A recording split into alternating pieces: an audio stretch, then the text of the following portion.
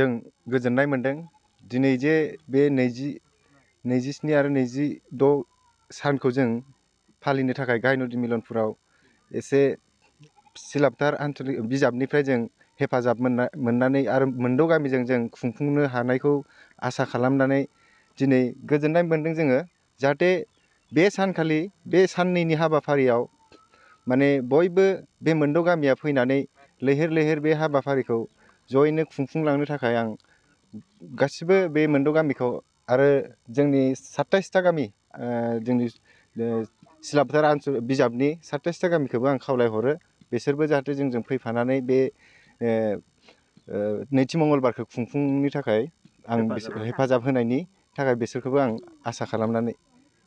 आसा खालामो आरोखि। गासै जोंनि सिलापथार बियाब दुलाराय बाथौ गौथुमनि जानानै आंनि गोसो गोरबोनिफ्राय खुलुमनाय आरो बावहरग्रोनाय थाबाय।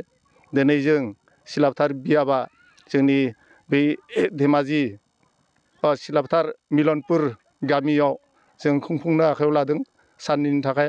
बेखायनो दिनै जों खुन्थिया फार्स्ट गायजेननाय जों गासै रायजो राजाखौ खावलायगोन दिनै जाहाथे नैथि मंगलबार बै सानखालि समबार आरो मंगलबार एदिनखालि गासै रायजो राजाखौ जों खावलायनाय थाबाय आरो जों जाय आलासि बिथांमोना जों फैगोन जाहाथे बिथांमोनाबो जोंनि बेयाव बिथांमोननि जों मोजांनो बोसोन मोनगोन बा बिथांमोननि रायफोरनायखौ जों बयबो ज' जानानै खोनासंगोनखौ आं आसा खालामबाय।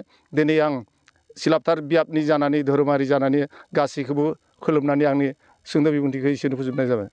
गिबियावनो आं दिनै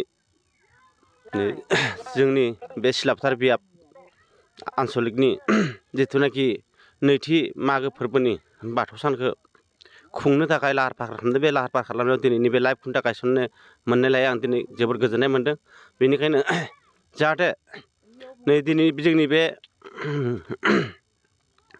नैथि गोथार मागो फोरबोनि गोथार बाथौ सानखौ फालिनायाव जाहाथे रायजो राजाफ्रा लैहोर लैहोर फैनानै आलो गोजोनै खुंफुंलांनो थाखाय नोंथांमोनखौ गुरै खावलायहरनाय जाबाय। आरो बेजोंनो जोङो गोजान गोजाननिफ्रायबो आलासि लिंहरदों। बे आलासि हांख्रायहरनाय बिथांमोनाबो जोंखौ फैनानै बे नैथि गोथार मंगलबार सानखालि हेफाजाब होफैगोनखौ आं मिजिंथिनाय जाबाय। एसेनोसै।